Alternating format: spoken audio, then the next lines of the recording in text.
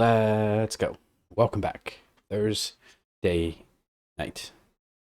Hope you're having a lovely Thursday night. I'm going to pull up a chessboard and play some 5-minute blitz. Oh, let's go. We have a Sicilian defense. You know me, still sticking with the Grand Prix attack. It looks like this. Pre-moving here. I'm not going to pre-move here. Okay. Because if my opponent played this, I'd look a little silly. Pinning the knights. It's lovely. Thursday night. Just got home from work. I did play one game prior to this. It was a win. No, sorry, it was a loss. It was a loss. Here we are, second game. If no, sorry, that doesn't work. Now it would work, but no, I'm gonna play this d4 and pre-move here. Let's go. So if you're wondering why I looked to the side, I have a monitor here, and this is where I just started that 8-bit music. And OBS is over here where I switch screens. I mentioned that because Vladimir Kramnik has been talking about eye tracking when he watches people play chess. For example, he claims that Daniel Nerditsky looks up just off the monitor. Quick glances, not like Naka where he's like staring at the ceiling thinking, but just like quick little. He claims he's doing that, and I mean, if you haven't seen my video, my bonus video that I put out this morning, I talked about this crazy move that Daniel found in a game, and Vladimir Kramnik claims that Daniel quickly glanced up. Oh my gosh, just hung my queen. Yap, too much yapping. He claims that Daniel Nerditsky looked up and then suddenly mentioned, like 4 seconds later, that bishop c8 looks interesting. Now, he didn't play bishop c8. He played the top engine move. Don't remember what it was. It was a very obvious move. And but commented that bishop c8 looks interesting. And that was enough for Vlad to, make a whole series of videos about it. First this. So yeah, in that last game, if you're going to play the Grand Prix attack, I've said it many times, you have to watch this diagonal, because when you push this f pawn, the king is a little weak, and you saw I hung my queen. So this knight's going to reroute perhaps one of these few ways. Well, let's go. I'm expecting my opponent to play this b5.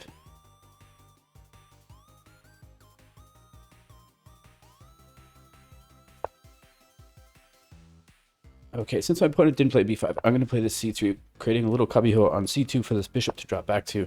But in this case, I can take.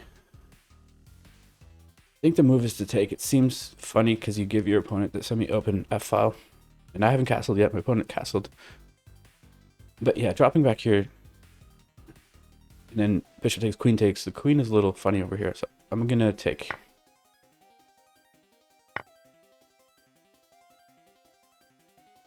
Okay, never liked this bishop eyeing the sensitive f2, especially with a rook with a semi-open file. I'd love to trade off this bishop, so pre-moving here, bishop takes, knight takes. But that wasn't the only drama that happened this week. So Vlad dropped those videos maybe 2 days ago. I think there's a series of 3 of them. It's called Don't Look Up. But prior to that, there was, well, I'll start with the most soft drama. I think it was on the weekend. I don't even remember the player's name, but he was playing against Alireza Firouzja, knight takes. And he didn't show up to the game. He said he slept through his alarm. And he was staying in the hotel where the tournament was, so it was just kind of funny. It seemed odd. But then the drama got ramped up when Kirill Shevchenko, apparently his phone was found in the bathroom during a chess tournament, and he got expelled from that tournament. It was in Spain. And Vladimir Kramnik, again, he had claimed that Shevchenko was perhaps cheating in the past. And so all of a sudden he gets caught. So Big Vlad looks like he's, more credible, because he has been blaming a lot of people for cheating. But he's fighting the good fight. He's bringing cheating to light, right? He's calling out chess.com. And the truth is, chess.com, they publish their what they do, their activity as far as banning accounts, and they ban 50,000 plus accounts every month, and the number keeps going up. I think last time I saw it was like 54,000 accounts banned for a violation of terms of service for cheating. So Vlad is fighting the good fight, but he has accused some people, and when he accused Danya, I definitely thought that was overreaching. He's accused Naka, and I don't think Naka's cheating. I mean, if these guys are cheating, they're doing it very minimally and very selectively, because I think there's this sort of feeling among the top players that some of them are sort of untouchable, that they're beyond question, no one would cheat. And yeah, they're all super talented players, but at times could they sort of take a day off and just, you know, check the engine? I don't know. I personally have never checked an engine, never done any of that. I mean, during a game. It just feels weird, like, why bother? Okay, but I'm gonna consider this. Yeah, I like this rook lift. The idea of swinging the rook over. This knight's probably gonna come here, and then I'm gonna try to trade off this knight for this knight. Let's go. So this is on the cards, and then look how I just quickly cleared the third rank for the rook to slide over. Yep, all going to according to plan. However, this pawn is maybe I miss. Maybe just takes here is good. Putting this pre-move in.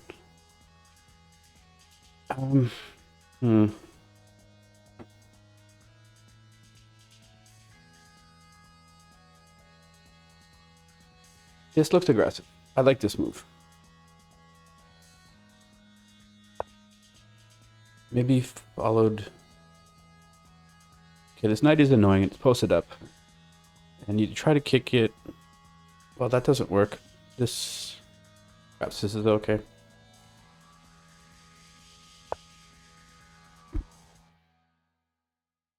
So yeah, the sleeping in, the... Okay, so knight's got to go somewhere. Knight's got to go here. I don't think there's any tricks. The sleeping in,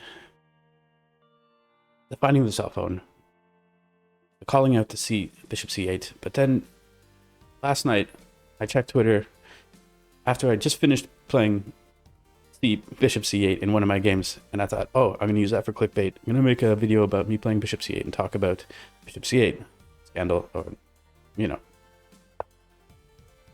But I quickly checked Twitter, and I saw that this drama happened.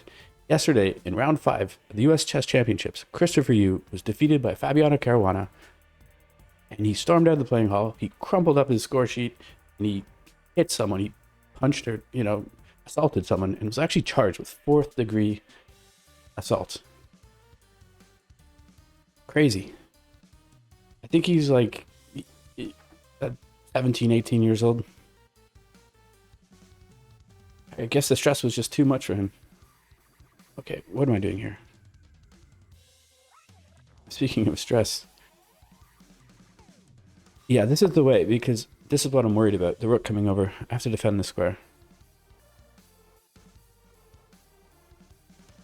Okay, I'm not too bad on time. I have a minute and a half. My opponent is now just under 2 minutes. But what a week. What a week for chess drama. The week's not over yet. Tomorrow will be round 7. Today was round 6, US Chess Championships.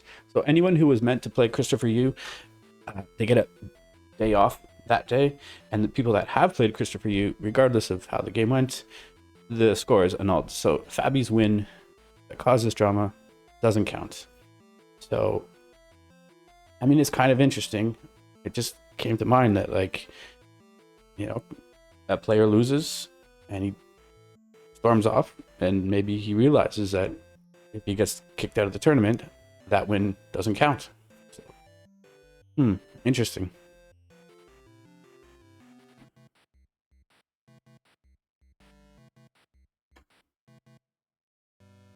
What is having to think is now under a minute on this lovely Thursday night. I don't think I'm threatening to play h5, because if you play h5, then the rook does come in. Can the queen just come here? Okay, there's a fork here. Oh, can I push past if it comes over? Queen here. Why do I want that? I don't know if I want that.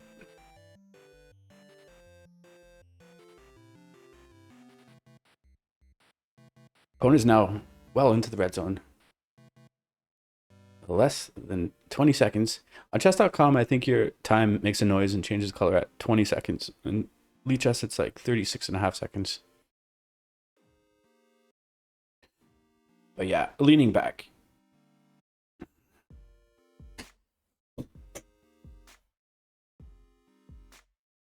Oh, let's go. Hope you enjoyed that. I'll see you next time. Cheers.